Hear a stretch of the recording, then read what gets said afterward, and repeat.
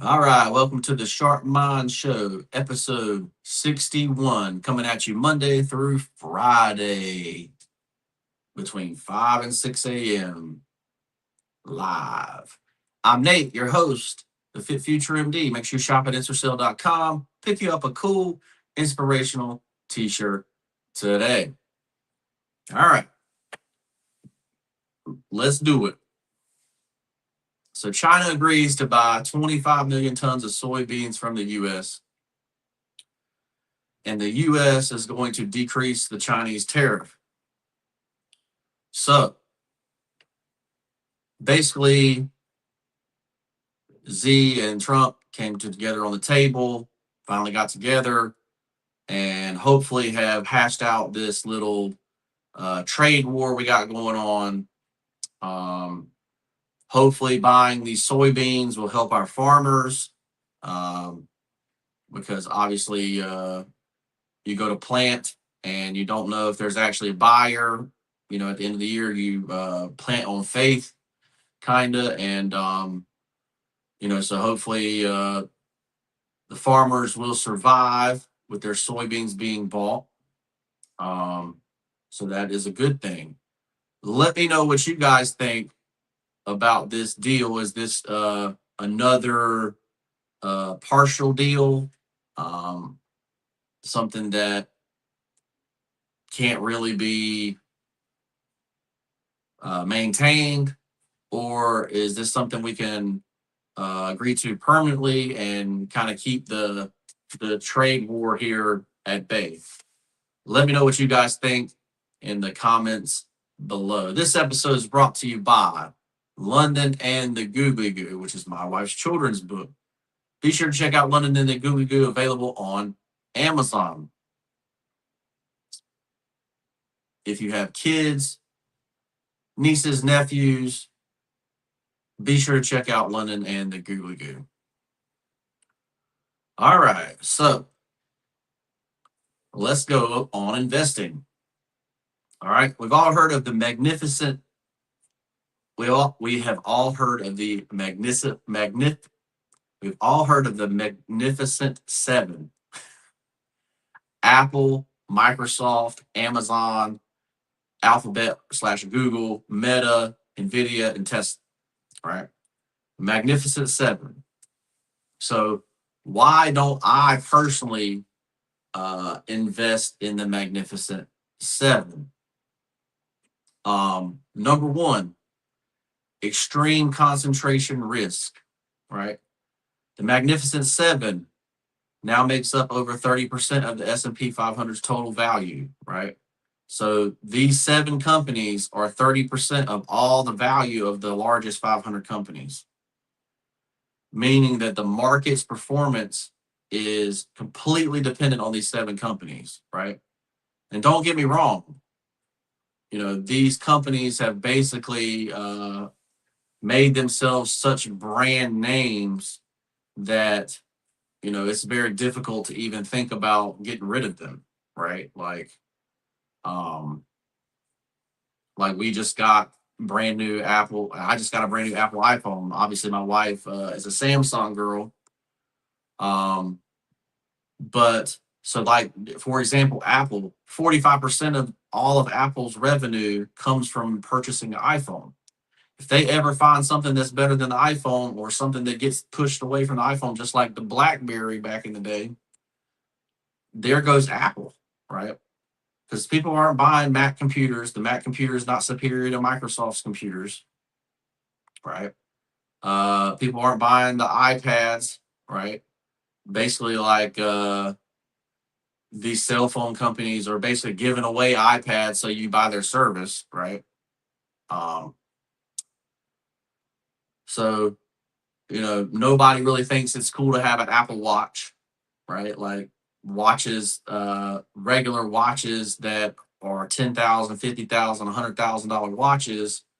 The watch, that's kind of the more, I would say, the cooler way to go, right? Rich people wear expensive watches, not cheap Apple watches, right? So really they just, the Oculus wasn't I don't know if it was Oculus, called Oculus. Anyway, their glasses wasn't a big hit, at least not yet. So that you could see very well how one disruption could take Apple completely out, right? Same thing with Microsoft. Somebody comes up with a better operating system on a quantum computer, and bye bye Microsoft, right? Luckily, Microsoft has put themselves in a deep position with OpenAI, ChatGPT, that they could win that way. Nvidia is based on a computer chip. They start coming out with these quantum computers and all that kind of stuff. Nvidia may not be what all that stuff runs on. All right. So, but in the past few years, Nvidia has and become the biggest company in the world, right? Because everybody wants their chips. They have the best chip. But AMD and all these other people are right on their heels, right? Like, obviously, Tesla has had a really good brand with electric vehicles for a long, long time. Right now, uh, this is the only one that I would consider investing in the Magnificent Seven because of robotics, right? Because they may have the robot that ends up in people's home. Now there's somebody else that's getting their robot to market faster than them, and that's, I don't remember the name of the company, but the robot's name is Neo.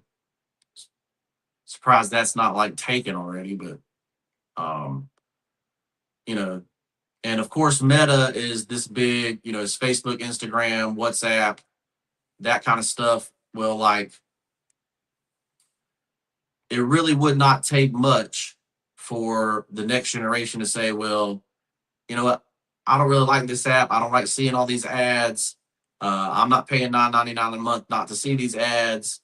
We're going to go to an app that is different, is better, right? And maybe Meta will buy them up, um, but the big thing with Meta is that everybody's advertising with Meta now, right? Like, and their biggest competition, TikTok, is about to be purchased by Oracle. So we'll see how that really goes. But so basically, extreme concentration risk. Number two is overvaluation. So every one of these stocks are overvalued compared to what they actually earn, right? So like, you worth $1 trillion, but you only earned, 50 billion, right? Like, um, so Tesla really, runs on cars, and they don't sell anywhere close to the number of cars that like a Ford sells or a GM sells, right? Their car sales are way lower than that, right? Their value is based on technology, and obviously technology can be overthrown pretty quickly, especially when you only got one person really thinking about what this technology is going to be, right? So this is just an example. Like I say, all these are overvalued. And then the last thing is that I want to be paid to invest in something, right? If I'm an investor in a company, I want that company to pay me part of the earnings as an owner, right? And so the only ones that really do that are Microsoft and Apple. And like I said, both of them I feel like could be disrupted very easily by a new product, right? So that's just my thoughts on the Magnificent Seven. Let me know what you guys think. Are you a big investor in the Magnificent Seven, or um, does it scare you that the concentration risk is so high with the Magnificent Seven? I will say that for me personally, I can understand why people would invest in Google, because the last few years Google has been down because they were behind in AI.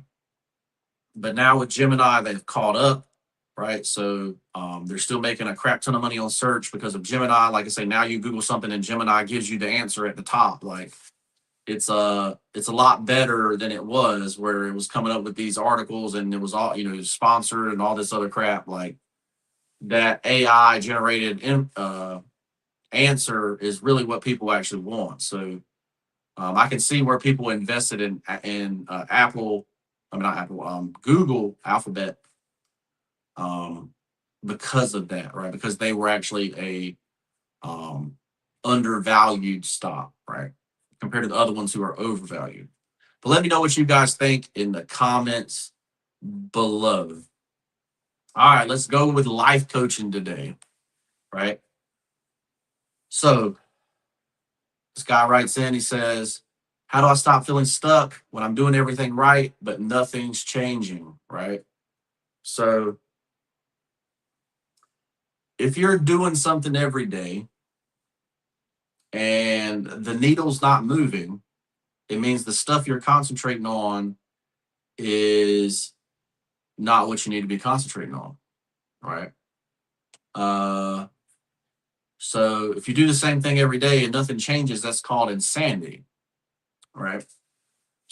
You know, expecting a different outcome than the one you had, right? So number one, we always start with the mindset, right? Affirmations, you believe that you can change what you want to change. You can believe that you can have progress, right? So he's specifically talking about his career, the gym, and his habits, right? So we'll start with the habits, right? So you concentrate on your habits. If you want your career to get better, you got to have a habit of reading and learning more skills in that career, more learning more skill sets in that career, right? So you can't be a person that just does internet marketing. You have to be a person that can manage people that are doing internet marketing, right? You have to be able to talk the lingo. You have to be able to make decisions on who to target and that kind of stuff, right? So keep that in mind. You're trying to make progress in the gym. So for me, so you have strength in the gym and you have the way you look in the gym. They're two different things and they require two different things, right? So to look better, you have to eat less and lift more. To be stronger, you have to lift less and eat more, right? So it's two opposite ends of the spectrum. So it depends on which goal you have, right? So um, if you're going to be a 250-pound man, you want to be able to lift like you're a 250-pound man, right? You don't want to be like, oh, I'm a 250-pound man and I can only bench 225 because I just lost 100 pounds, right? You want to be somebody that's a 250-pound man that's bench pressing 500, right? That's squatting 500, that's deadlifting 500. So you basically make habits and goals for that too, right? So, but you feel like nothing's changing. So you're thinking about feelings. That means there's some sort of time where you're sitting there and thinking instead of doing, right? So sometimes your feelings are not in line with what your goals are, and you have too much time to sit there and think about how you feel instead of what your real goal is, and what actually would fulfill your life, right? What would actually what makes so like there's a lot of bad stuff that people do that make you feel good. Eating ice cream makes you feel great. Trust me, I love ice cream, but it's not actually good for your body, good for your health, right? Like, um, so keep that in mind. Like, just because something feels good doesn't mean that it is good, right? So, um, what do you guys think? Like, what would you guys do for this person? But number one, start with affirmations. Work on your habits. Make sure you're learning your skill set so that your career goes up. That's how you feel progress, right? And you track this progress. I did this today. I did that today.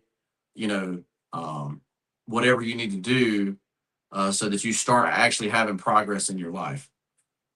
Let me know what you guys think in the comments below. What would you do for a person that feels stuck, feels like I have no progress, but they're doing everything the right way? All right. The last thing we got, let's go with the quote of the day. And this is a quote that my mother, used to say a lot. She didn't say it the correct way, but she said, pride goeth before a fall, right? This one says, pride go before destruction, a haughty spirit before a fall. So she got rid of destruction and the haughty spirit, right, before a fall. So, and this basically means that your ego will blind you long before your consequences arrive, right? So, not to get super religious here, but if, you know, a deity humbles themselves enough to wash another person's feet, right? Who are you to have an ego to say, I'm too good to do that, right? So that's one thing, right? The other thing is um, it's okay to believe that you're special. It's okay to believe that you were put here for a purpose to do something specific to help people in a certain way. But you can't believe that you're invincible, right? You have to be prepared. What makes you actually invincible is being prepared for anything that could come at you, right? Preparation is actually what makes you better, right? Not pride, not just internal, okay, I'm good. Well, you have to prove that you're good, right? Um, and, there's nothing wrong with having a little ego, but um, your ego can blind you from things that can happen to you, right? And so basically that's what I get from this, right? Like you don't want to be too prideful that you aren't helping the people that need help, right? Um, you don't want to say like my answer is 100% right, your answer is 100% wrong. You have to figure out what the perspective of the other person is and say, okay, well, if I live this way, would I come to the same conclusion? And then sometimes you say, okay, well, you want to live that way. That's fine for you, but it's not fine for me, right? So keep that in mind. I think a lot of people have a lot of pride, and that's why they're too blind to change. Basically, like their ego blinds them so much that they won't listen to somebody and change their skills, change their mindset, and change the habits that they're doing. Right. Um, you say you got people making $500, $750 a month car payments, um, and and then they're saying, well, we're broke every month. Well, absolutely you are. You got a $750 a month car payment. You're basically working an entire week, a whole week just to have a car, just to drive to work. you know? Um, so keep that in mind. When someone says, oh, well, don't get that, you keep driving your beater car for a little while and invest. If you invested $750 a month, do you know how fast you would be able to pay for a car with the money you made on the 750? So fast, right? Let's say the S&P 500 this year got 27% in returns, which is insanity. Insanity, right? It's like almost triple what a normal year is supposed to be, right? And so if you put 10 grand in that would have been $3,000, right? I think $3,000 is pretty good. And so 2 or 3 years, you'd be paying for a car, no problem. So keep that in mind. Obviously, I make a lot more than 27%, but that's how I'm financially free, right? So I'm Nate, and I'm a life coach. If you're looking to set it up where you don't feel stuck anymore, where you have a mindset that gets you to the position that you want to get, that you have the skill sets and the habits to get you to your success, to get you to fulfillment, then hit me up in the DM for life coaching. Sign up for life coaching today in the description below. Shop at InstaSell.com. Pick you up a cool inspirational t-shirt today. And buy my wife's book, London and the Googly Goo.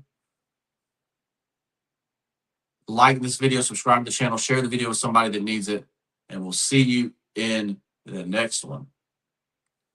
Peace.